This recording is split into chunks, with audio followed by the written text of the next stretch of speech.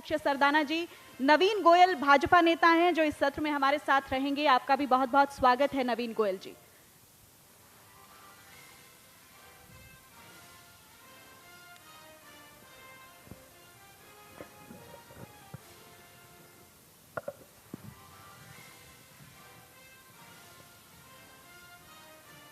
South Haryana के हमारे इस सत्र में हम बात करेंगे कोरोना के इस चोट से रियल एस्टेट सेक्टर जो है वो किस तरह से उभरेगा और किस तरह की क्या व्यवस्थाएं रहेंगी, क्योंकि तमाम जो सेक्टर्स है उस पर कोरोना का एक बड़ा प्रभाव पड़ा और एक बार फिर से कोरोना की वो लहर जो पिछले साल चली थी एक बार फिर से तेजी से दौड़ने लगी है। तो इस सब के बीच रियल एस्टेट सेक्टर का क्या हाल है उसी पर चर्चा करेंगे। सर, सबसे पहले जिस तरह की परिस्थितियां बनी थी कोरोना से पहले ही रियल एस्टेट सेक्टर जो है वो मुश्किलों से घिरा हुआ था, उसके बाद कोरोना आया और अब एक बार फिर से कोरोना रिपीट हो रहा है। तो किस तरह से इस चोट से जो है वो रियल एस्टेट सेक्टर उभरेगा, क्योंकि कहीं ना कहीं एक जो ट्रस्ट फैक्टर था वो भी कमजोर पड़ा हुआ था और उसके बीच कोरोना ने जो है और ज्यादा मुश्किलें पैदा कर दी। रियल एस्टेट में मंदी का कारण कोरोना नहीं था। रियल एस्टेट तो सन 2014 से लगातार मंदी के दौर में था और कोरोना के दौरान थोड़ी उस मंदी में और मंदी आ गई। एक बड़े फक्र के साथ इस बात को मैं कहता हूं कि गुड़गांव एक छोटी सी म्यूनिसिपैलिटी थी, सेकंड क्लास म्यूनिसिपैलिटी। 78 के आसपास ये प्रॉपर म्यूनिसिपैलिटी बनी, फिर ये आज की नगर जो है निगम बन गया। छोटे से गांव से गुड़गांव ने आज एक महानगर का स्वरूप धारण किया है। पॉपुलेशन बड़ी है, आज कहते हैं करीब 20 लाख के करीब पॉपुलेशन है गुड़गांव की, जो कि 2031 तक 40 से 42 लाख की पॉपुलेशन हो जाएगी। माइग्रेंट का सिटी होता जा रहा है गुड़गांव की जो लोकल पॉपुलेशन है वो बहुत कम रह रही है। गुड़गांव का देखें कि गुड़गांव का जो टोटल एरिया है 80,000 एकड़ के करीब गुड़गांव का डेवलपमेंट प्लान है, 33,000 हेक्टेयर के करीब। इस 80,000 एकड़ में 1,000 एकड़ तो ऐसा है जो गुड़गांव टाउन है और 1,000 एकड़ ऐसा है जो गांव है, इसके अंदर जो गांव आए हैं। यानी देखा जाए तो गुड़गांव का जो स्वरूप है ना, गुड़गांव का जो गुड़गांव था वो गुड़गांव अब गुड़गांव ना रह करके गुड़गांव एक इंटरनेशनल सिटी, एक मिलेनियम सिटी, एक city of future, city of industry, ऐसी बिल्कुल एक परिवर्तित रूप में आ रहा है। जब परिवर्तित रूप में कोई शहर आता है, जब बाहर से लोग आते हैं, इंडस्ट्री आती है, कॉरपोरेट्स आते हैं, तो उनके साथ साथ डिमांड जो है हाउसिंग की बढ़ती है। तो गुड़गांव एक ऐसा शहर है जहाँ लग्जरी डिमांड और अफोर्डेबल डिमांड दोनों बहुत ज़्यादा हैं। तो जो मैं बात कर रहा था कि पिछले 50 सालों में गरीब आदमी के लिए और निम्न मध्यम वर्ग के लिए और मध्यम वर्ग के लिए जो हाउसिंग नहीं आई वो हाउसिंग पिछले 3 सालों में आई है। 106 लाइसेंस अफोर्डेबल हाउसिंग के गुड़गांव में आए हैं। 106 का मतलब करीब 1 लाख मकान अफोर्डेबल हाउसिंग के गुड़गांव में इस दौरान या तो बन गए हैं या बन रहे हैं। 1 लाख का मतलब करीब 5 लाख पॉपुलेशन के लिए, यानी आने वाली यदि हम 20 लाख पॉपुलेशन का एडिशन कहते हैं तो 25% पॉपुलेशन के लिए गुड़गांव में मकान क्रिएट हुए। और स्थिति ये है अफोर्डेबल हाउसिंग की कि स्कीम निकलती है और 6 महीने में सारे मकान बिक जाते हैं। वो लोकेशन स्पेसिफिक 1-2 अपवाद हो सकते हैं। तो जो मैं कह रहा था कोरोना के कारण इसमें असर नहीं पड़ा, असर इसका मंदी जो दूसरी कारण थी, मंदी थी और कोरोना अब भी चल रहा है, कोरोना खत्म तो नहीं हुआ। उसके बावजूद रियल एस्टेट सेक्टर में एक उछाल आया है, एक वृद्धि आई है। जहां साउथ सिटी में 1 लाख रुपए स्क्वायर यार्ड का प्लॉट था वहां वो 1.5 लाख के आसपास पहुंच गया। लेकिन उस सब के बावजूद जैसे मैं कह रहा हूं कि 22 लाख रुपए में यदि 2 बेडरूम सेट अच्छी क्वालिटी का, यानी जिसका कि सुपर एरिया जो कि पुरानी धांधली में सुपर एरिया के नाम से जो बेचा जाता था 800 और 1000 स्क्वायर फीट के नाम पे जो बेचा जाता था 22 लाख में अवेलेबल है। 22 लाख से 35 लाख में 1 बेडरूम से लेकर के 3 बेडरूम के मकान उपलब्ध हैं, जिनकी धुरंधर डिमांड है। इस कब के साथ साथ सरकार एक नई पॉलिसी लेके आई, दीनदयाल आवास योजना। सर, उसमें जो छोटे छोटे प्लॉट्स हैं, छोटे प्लॉट्स जो हैं, छोटे प्लॉट्स की इतनी डिमांड है कि कई बार तो ऐसी स्थिति आई जहां मैं इंटरवीन करना पड़ा कि रजिस्ट्रेशन भी नहीं हुआ, लाइसेंस भी नहीं आया, उससे पहले लोगों ने बेचना शुरू कर दिया। यानी डिमांड बढ़ रही है, डिमांड में कोई कमी नहीं है, रियल एस्टेट उछाल आ रहा है। केवल मात्र कोविड के कारण एक असर बढ़ा है, वो असर बढ़ा है कॉमर्शियल स्पेस पर और ऑफिशियल स्पेस पर, क्योंकि वर्क फ्रॉम होम की कल्चर बढ़ी है। चलिए, अच्छा है कि कोविड का जो असर है रियल एस्टेट सेक्टर पर उतना नहीं पड़ा जितने बाकी जो सेक्टर्स हैं वो प्रभावित हुए। नवीन गोयल जी, जिस तरह से सर ने भी कहा कि गुरुग्राम किस तरह से तेजी से बढ़ा है, उभरा है, और आज इस कदर उभरा है कि विश्व के नक्शे के ऊपर जो है एक मिलेनियम सिटी, ग्लोबल सिटी के नाम से भी पहचान है इस शहर की। लेकिन कहीं ना कहीं इंफ्रास्ट्रक्चर जो है एक बड़ी चुनौती है, तो उसको लेकर क्या कुछ सरकार की आगे की रणनीति है और प्लान है? क्योंकि रियल एस्टेट सेक्टर को भी अगर तेजी देनी है, शहर को और अगर विकास की तरफ लेकर जाना है, तो जो बेसिक इंफ्रास्ट्रक्चर है वो भी बेहतर रहना चाहिए। जी राज भाई, मैं सबसे पहले तो इंडिया न्यूज़ हरियाणा के सभी दर्शकों को बहुत बहुत नमस्कार करता हूं और होली के पावन पर्व की बहुत बहुत शुभकामनाएं देता हूं। जैसे हमारे सर सबसे ज़्यादा एक्सपीरियंस हैं, खंडेलवाल सर ने अभी चर्चा किया कि गुरुग्राम की आबादी दिन रात बढ़ रही है और गुरुग्राम के अंदर गरीब से गरीब आदमी भी रहता है और अमीर से अमीर आदमी भी रहता है। देखिए, इस बात में कोई दो राय नहीं है कि हमारा जो शहर है ये अनप्लान्ड तरीके से बढ़ा है।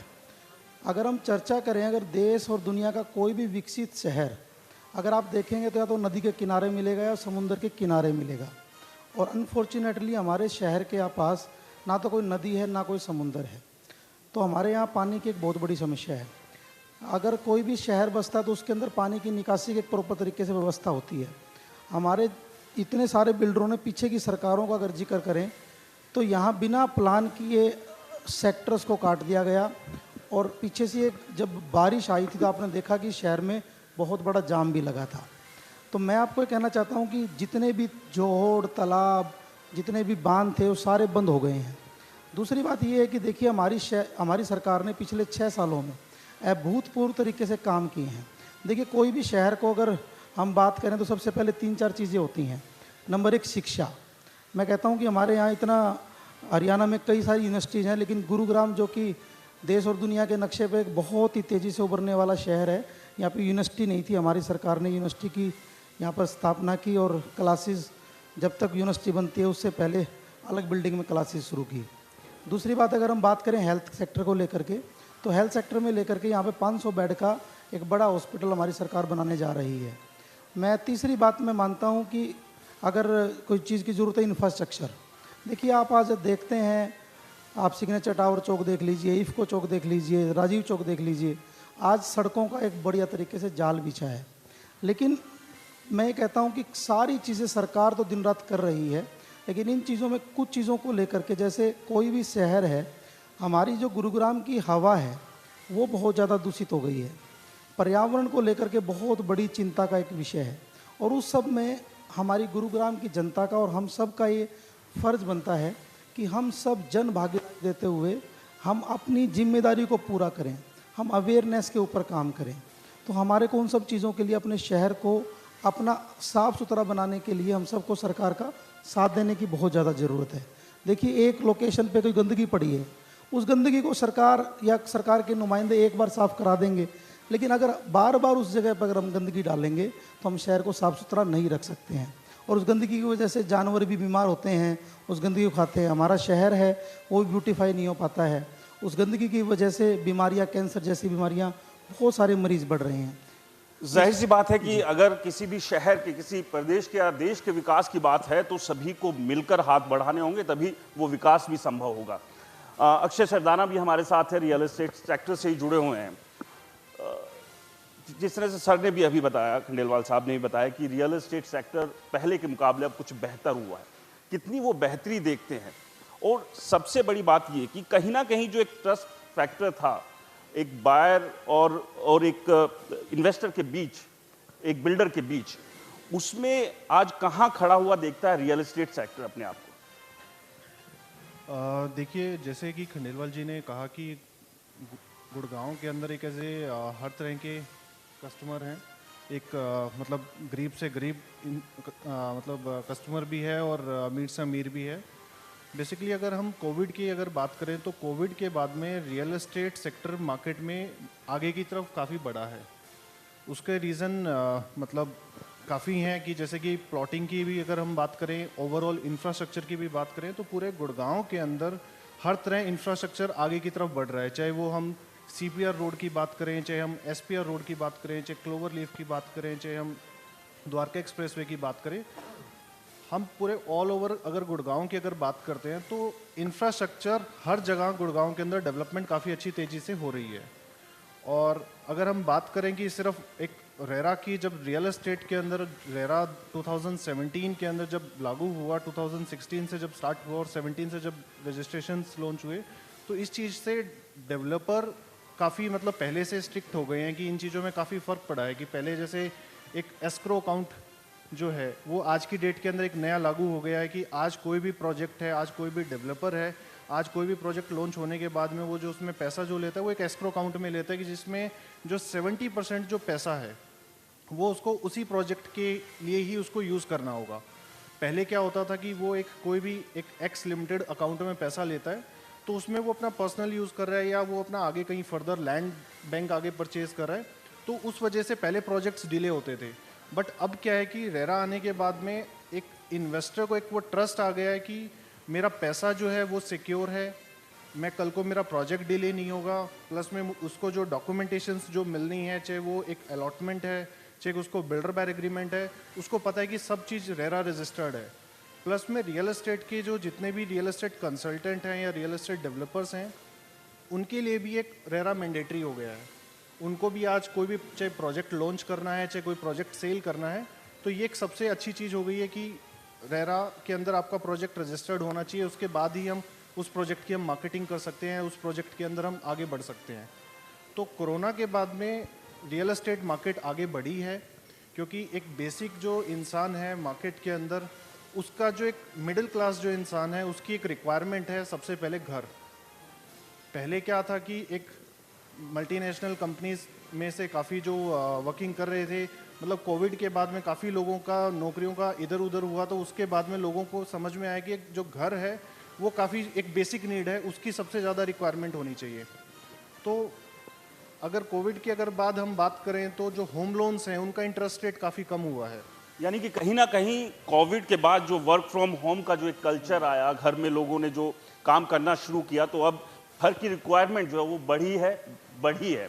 सर, एक जो बात हर कोई अब जानना भी चाहता है, क्योंकि रेरा के आने के बाद कहीं ना कहीं जो एक मुश्किल दौर से जो बायर जूझ रहा था, कहीं ना कहीं जो परेशानियां उसके सामने थी कि ना तो उसे घर मिल रहा था और ना ही उसके पैसा जो उसने गाढ़ी जो कमाई से उस घर के लिए उसमें इन्वेस्ट किया था उसका कोई अता पता नहीं था। तो अगर गुरुग्राम की बात करें, एक बड़ा रियल एस्टेट मार्केट है यहाँ, तो हरेरा का कितना इम्पैक्ट जो है वो देखते हैं हरेरा के आने के बाद। और दूसरा, अफोर्डेबल की जो आपने एक बात कही कि अफोर्डेबल जो है कहीं ना कहीं एक ऑप्शन जो है जो लोअर मिडिल क्लास है उनके लिए वो बनकर आया है, लेकिन कुछ चुनौतियां भी उसमें हैं, खासतौर से पार्किंग, क्योंकि सिर्फ टू व्हीलर के लिए वहां पर एक ऑप्शन दिया गया। तो क्या अफोर्डेबल के लिए ये मुश्किलें पैदा हो सकती है आने वाले समय में? मेरे साथ मेरे दो साथी जो मेंबर हैं वो भी यहाँ मौजूद हैं, आदरणीय समीर कुमार जी और आदरणीय श्री VK गोयल साहब। सबसे पहले तो चूँकि मैं एक मिनट थोड़ा सा ऑफ बीट होऊंगा, आपने इसका नाम रखा है साउथ हरियाणा अधिवेशन। गुड़गांव अधिवेशन पर आपने इसको सिमट के रख दिया। गुड़गांव जो है ना, सबसे पहले तो साउथ हरियाणा के इतिहास को, इसकी संस्कृति को, इसकी कला को समझना आवश्यक है, इसके फ्लोरा और फौना को समझना आवश्यक है, इसकी जो भौगोलिक स्थिति है उसकी विशेषता को समझना आवश्यक है। गुड़गांव क्यों डेवलप होने लगा? ये डेवलपमेंट गुड़गांव का अकेला नहीं है। ये डेवलपमेंट जब फैलेगा ना तो ये आसपास के सारे दक्षिणी हरियाणा को अपने उसमें समेटेगा। आप इतिहास जब देखते हैं ना गुड़गांव का, द्रोणाचार्य से शहर का संबंध रहा, एकलव्य इसका इस शहर से संबंध रहा, मौर्य साम्राज्य से इसका शहर का संबंध रहा। मौर्य साम्राज्य के बाद यहाँ पहलवीज आए, यहाँ कुषाण आए, कुषाणों को हरा के यादवों ने राज किया। यादवों के बाद यहाँ फिर गुप्त साम्राज्य आया, गुप्त साम्राज्य वर्धंस आए, कन्नौज से यहाँ का संबंध रहा। वर्धंस के बाद यहाँ जब ये अरब आक्रमण के बाद जब शुरू हुआ सारा यहाँ ये अपने गुर्जर प्रत्याहार यहाँ रहे। गुर्जर प्रत्याहार अनंगपाल जो थे, तोमर्स आए 596 में यहाँ। तोमर्स के बाद यहाँ चौहान आए, पृथ्वीराज चौहान को फिर जा करके कुतुबुद्दीन ऐबक ने 1206 में कुतुबुद्दीन ऐबक का यहाँ हो रहा। यानी एक बहुत बड़ा इतिहास है इसका। और इतिहास देखें महेंद्रगढ़ का, रेवाड़ी बनाया कि क्या रेवत नाम का राजा था, उसकी लड़की थी, उसको वो रेवा बोलता था। उसकी शादी कहते हैं भगवान कृष्ण के भाई बलराम जी से हुई, तो इसका नाम रेवाबाड़ी हो गया और रेवाड़ी से रेवाड़ी हो गया। 1857 के स्वतंत्रता संग्राम की बात करें तो महेंद्रगढ़ का देखिएगा कितना बड़ा वो था कि वहाँ हजारों लोगों ने अपनी कुर्बानियाँ दी। राव तोलाराम का नाम यदि हम लें तो राव तोलाराम तात्या टोपे और लक्ष्मीबाई के समकक्ष के थे स्वतंत्रता संग्राम के आंदोलन में, जो उन्होंने योगदान दिया। यानी जब साउथ हरियाणा की बात, दूसरी साउथ हरियाणा की जो बात इन्होंने नवीन जी ने उठाई है, कुछ चूंकि मैं अब उन पर आऊँगा जिन कमियों को हमें अटेंड करना बड़ा जरूरी है। सारे के सारे जितने भी वाटर बॉडी थी, सारी वाटर बॉडीज खत्म कर दी, चाहे उसका कारण सरकारी नीतियां हो, चाहे वो व्यापारियों का लालच हो। व्यापारी से मतलब बिल्डर्स का लालच हो। सारी की सारी वाटर बॉडीज पर कब्जा हो गया। वाटर बॉडीज पर इरिगेशन डिपार्टमेंट वाला भी अपना वो नहीं कर पाए। जिस तरीके का माहौल शहर में चला हुआ है ना, मुझे माफ़ करेंगे हमारे विधायक महोदय मौजूद हैं, ये तो सज्जन व्यक्ति हैं, अदरवाइज जिस तरीके से शहर में अनऑथराइज कॉलोनीज आ रही हैं, 17% एरिया डेवलपमेंट प्लान कहता है कि 17% एरिया ओपन एरिया है। इसमें से कम 6% एरिया तो मान के चलिए का एंक्रोच हो चुका है। ओपन एरिया नाम का कुछ नहीं बचेगा। डेवलपमेंट प्लान को इम्प्लीमेंट कराने के लिए हर जागरूक नागरिक को प्रयास करना पड़ेगा कि जो लालची लोग हैं, जो बदमाश लोग हैं, जो कानून को नहीं मानने वाले लोग हैं, जो अनऑथराइज कॉलोनीज का निर्माण कर रहे हैं, उन पर रोक लगाएं। सबसे बड़ा कोविड तो ये है शहर के लिए। बिल्कुल। और इसमें जो बड़ी बात है, दूसरी बात, बिल्डर के लिए सबसे बड़ी समस्या भी यही खड़ी करेंगे। बिल्कुल। ऑथराइज्ड और अनऑथराइज्ड के बीच में जब तक है ना कि अनऑथराइज्ड कंस्ट्रक्शन नहीं रुकेगी, इस शहर का स्वरूप बिगड़ेगा। जो बात इन्होंने कही, दो बात और मैं इसलिए कहना चाहता हूँ, बहुत जरूरी बात है। जो 2008 में 2018 में WHO ने इस शहर को आंका। 2018 में ये वर्स्ट पॉल्यूटेड शहर पाया गया।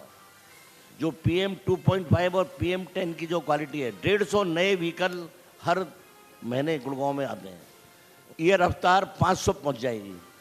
आज जो व्हीकुलर पॉल्यूशन, कंस्ट्रक्शन डस्ट और अरावलीज का जो नुकसान हो रहा है ना, उसके कारण जो शहर का पॉल्यूशन बढ़ रहा है ना, ये शहर रहने लायक नहीं रहेगा। साल में केवल 3 दिन ऐसे होते हैं एवरेज जब आपको शुद्ध हवा मिलती है, नहीं तो 210 का जो आपका एक जो एयर क्वालिटी इंडेक्स है वो 630 तक पहुंच जाता है। बिल्कुल, आपने बिल्कुल ठीक कहा सर। बात पूरी जरूरी करना जरूरी है, क्योंकि कुछ ये अहमियत के सवाल हैं, अहमियत के मामले हैं जिन पर ध्यान देना जरूरी है।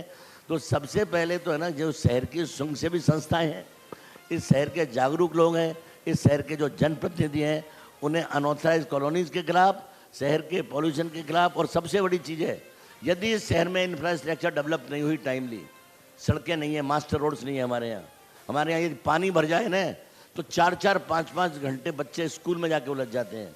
तो ड्रेनेज की समस्या हमें हल करनी होगी इस शहर को अच्छा करने के लिए। थोड़ी सी बारिश आती है, सड़कें भर जाती हैं, रास्ते रुक जाते हैं, ट्रैफिक बंद हो जाता है। महाजाम भी देखा था इस शहर में। तो इस तरीके की ट्रैफिक आपको अभी टाइम है, जबकि हमें ना, चाहे वो राजीव चौक हो, चाहे हीरो होंडा चौक हो, चाहे दूसरे ऐसे क्रॉसिंग्स हो, सेक्रेटरी चौक हो, इन सब पर हमें 20 साल आगे का सोचना है, क्योंकि 45 साल की पॉपुलेशन आपकी होने आ रही है 2031 में। तो उन समय सोचना। आपने जो बाकी रेरा की बात की, मैं रेरा की बात जरूर पूरी कर दूँ अपनी बात, इसके लिए समय कम है, मैं बाकी मेहमानों से भी सवाल ले लेता हूँ। एक नवीन जी, जो अभी खंडेलवाल साहब ने बात उठाई कि जो ये दिक्कतें हैं, ना केवल गुरुग्राम या बाकी जो आसपास के तमाम जो डिस्ट्रिक्ट है, इलीगल जो कॉलोनीज कट रही है, ट्रैफिक की दिक्कत है और तमाम जो मुश्किलें हैं, किस तरह से इनका एक समाधान मिलेगा? देखिए, सबसे पहले तो हमारे को पीछे का और अब को आंकलन करने की ज़रूरत है।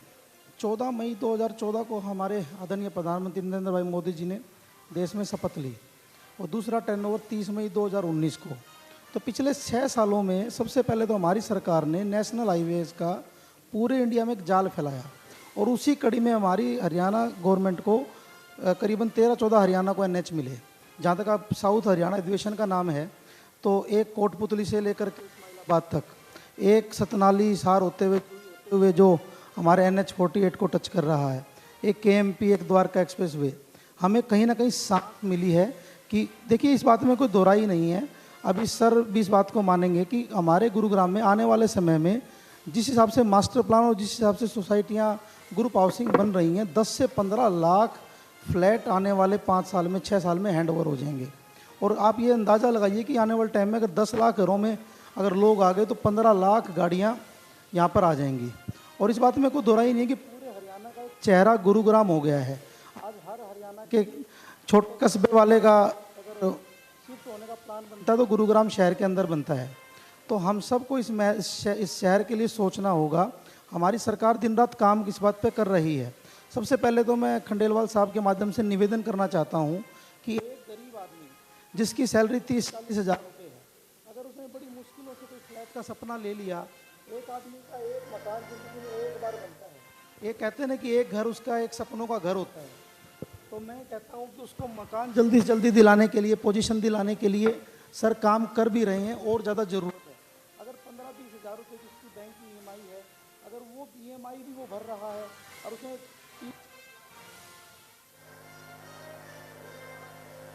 है तो एक बहुत ही बड़ी चिंता का विषय।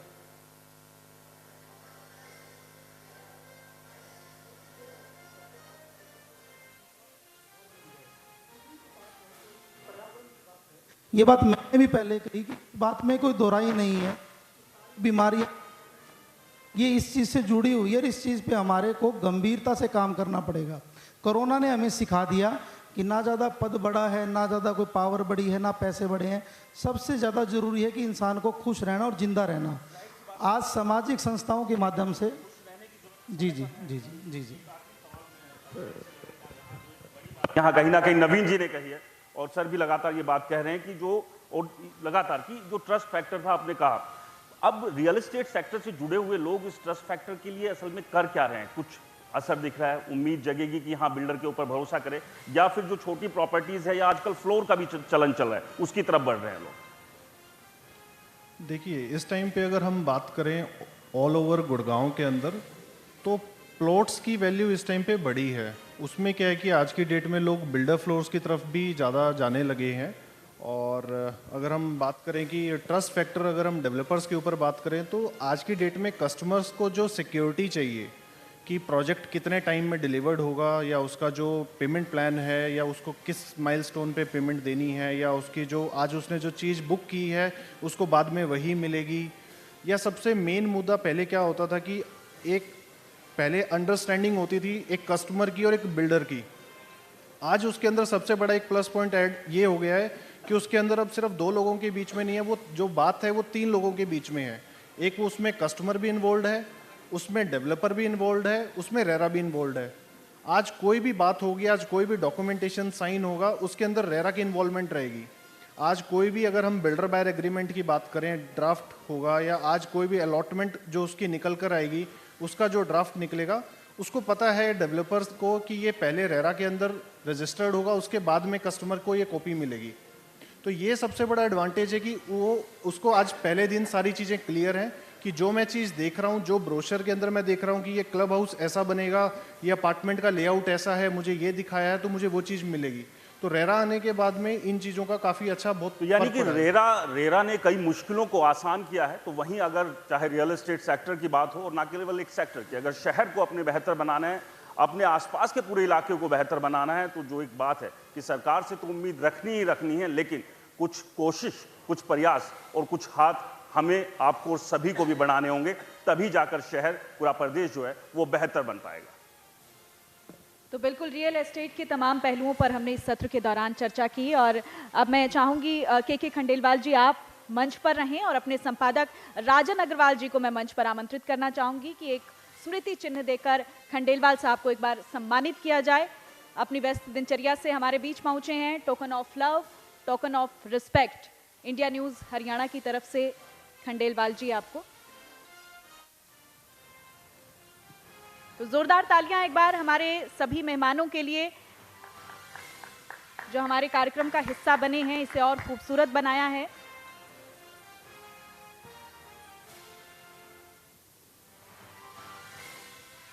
और अब मैं मंच पर बुलाना चाहूंगी अक्षय सरदाना को। अक्षय सरदाना जी को स्मृति चिन्ह देकर सम्मानित करें के खंडेलवाल जी।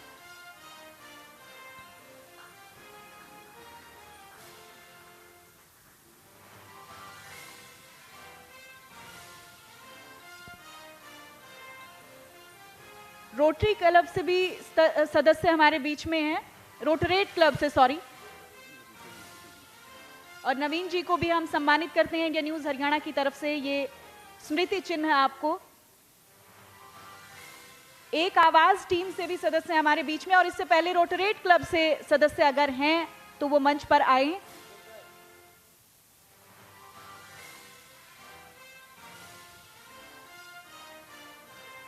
रोटरेक्ट क्लब से सदस्य हैं, अपना स्मृति चिन्ह इस मंच से प्रदान करें। एक आवाज टीम से भी सदस्य अगर हैं तो वो पहुंचे मंच पर। जोरदार तालियां एक बार तमाम इन लोगों के प्रयासों के लिए।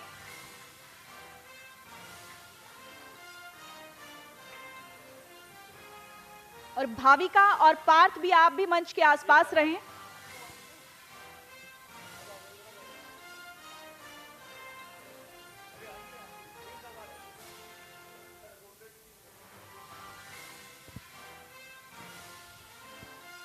तो ये तमाम सदस्य हैं रोटरेक्ट क्लब के। आप सभी के प्रयासों से और ज्यादा गुरुग्राम में विकास हो, और जो भी महत्वपूर्ण मुद्दे आप लोग उठा रहे हैं उसके लिए हमारी तरफ से आप लोगों को असीम और